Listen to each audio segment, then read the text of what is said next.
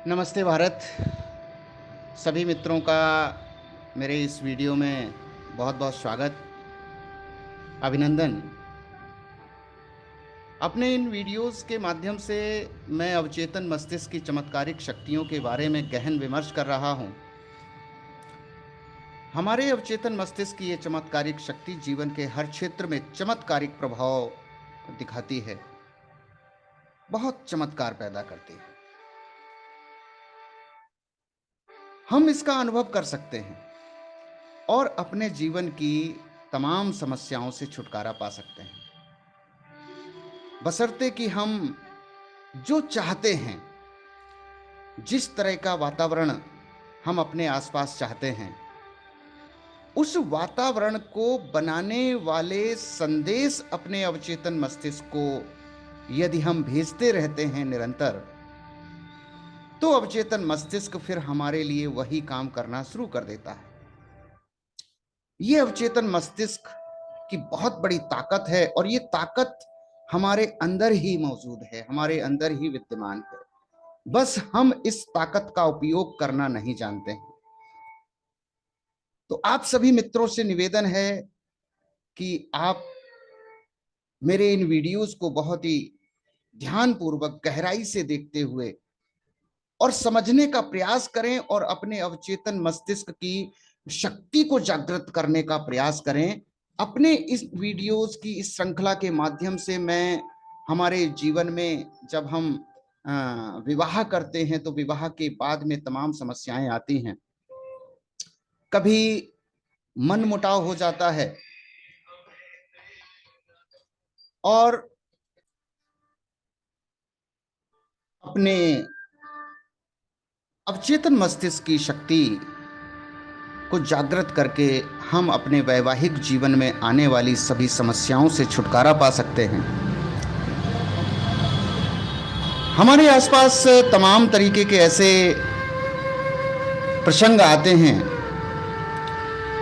ऐसे उदाहरण आते हैं जब मामला इतना बिगड़ता है कि तलाक की स्थिति तक पहुंच जाता है। तो क्या तलाक लेना चाहिए? अब उसको समझने के लिए सबसे पहले तो तलाक को ही समझना पड़ेगा कि तलाक अथवा विवाह विच्छेद ये एक व्यक्तिगत समस्या है। इसे सामान्य की तरह नहीं माना जा सकता। ये कोई सामान्य समस्या नहीं है। कुछ मामलों में जहां विवाह होना ही नहीं चाहिए था, कुछ मामलों में तलाक कोई हल नहीं है, उसी प्रकार जिस तरह किसी अकेले व्यक्ति के लिए विवाह करना कोई हल नहीं है। तलाक एक व्यक्ति के लिए सही हो सकता है, वहीं दूसरे व्यक्ति के लिए गलत भी हो सकता है। एक तलाकशुदा महिला अपनी अन्य विवाहित बहनों, जिसमें से कोई झूठ भरी जिंदगी जी रही है, वह उनसे कहीं अधिक निष्ठावान और सभ्य हो सकती है। एक महिला का अपने नशेड़ी पति, जो पति है नशेड़ी है, दुष्ट है, एक पूर्व अपराधी है, पत्नी को मारने वाला है और उसके लिए कुछ भी न करने वाला था, उसे समझाया गया कि शादियां तो, विवाह तो जो है वो दिलों से होता है। यदि दो दिल सामंजस्यपूर्ण तरीके से, प्यार से और निष्ठा के साथ में मिलते हैं तो यह एक आदर्श विवाह है। हृदय की शुद्ध क्रिया प्रेम है।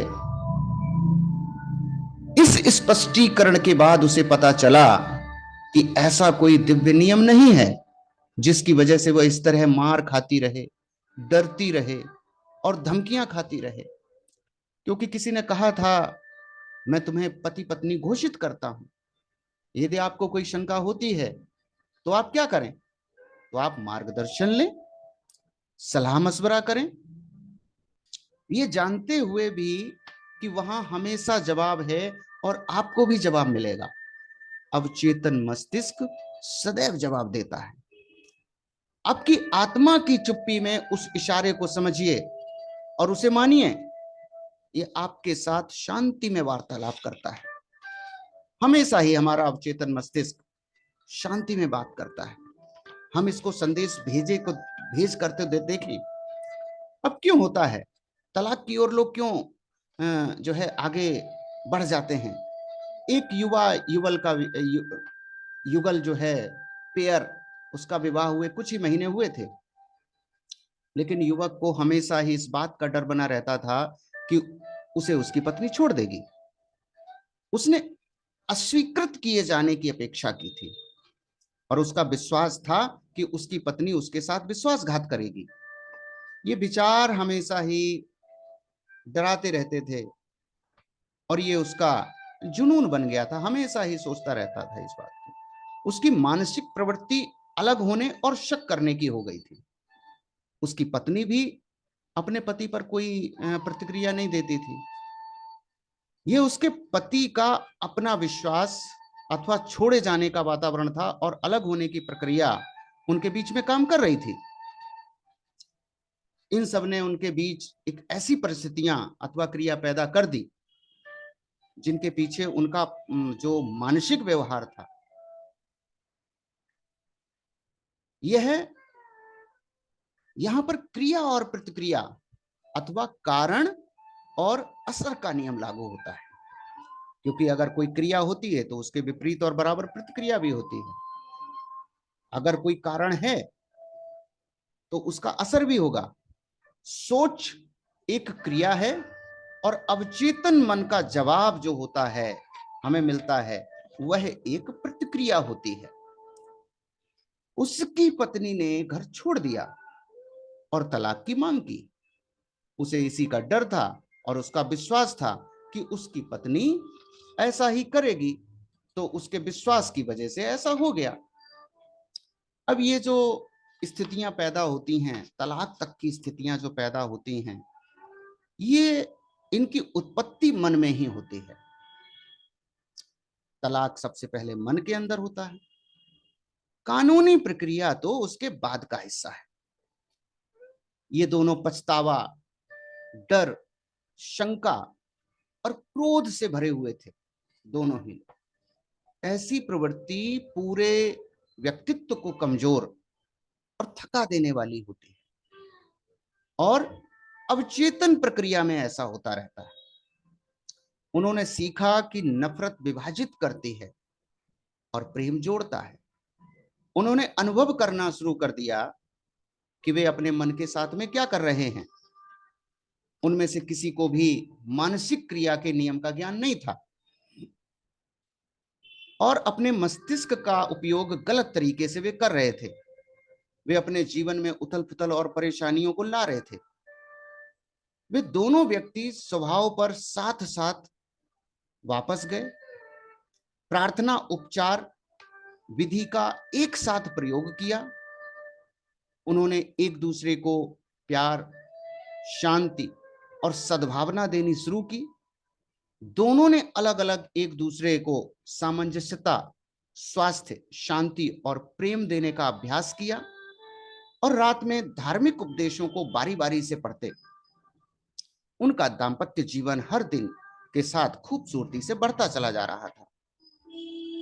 तो जब हम सकारात्मक संदेश अपने अवचेतन मस्तिष्क को निरंतर भेजते रहते हैं, तो उनका सकारात्मक परिणाम हमें क्रिया और प्रतिक्रिया के नियम के आधार पर हमेशा ही मिलता रहता है। तो ऐसी स्थिति में यदि हम चाहते हैं कि हमारे रिश्ते सदैव ही मधुरता से भरपूर, प्यार भरे, सामंजस्यतापूर्ण बने रहें, तो अपने अवचेतन मन में हमेशा ही प्यार के, सामंजस्यता के, माधुर्य के संदेश निरंतर भेजते रहें। इसी प्रकार की प्रार्थना क्रियाएं करते रहने से हमारे जो पति पत्नी के जो संबंध हैं वो हमेशा ही प्रगाढ़ बने रहेंगे और हमारा जीवन खुशहाल, समृद्धि से भरपूर और खुशहाली से भरपूर, प्रसन्नतापूर्ण, सामंजस्यतापूर्ण हो जाएगा। इस वीडियो में मैंने जो भी बातें बताई हैं मुझे विश्वास है कि आप सभी साथियों को अच्छी लगेंगी।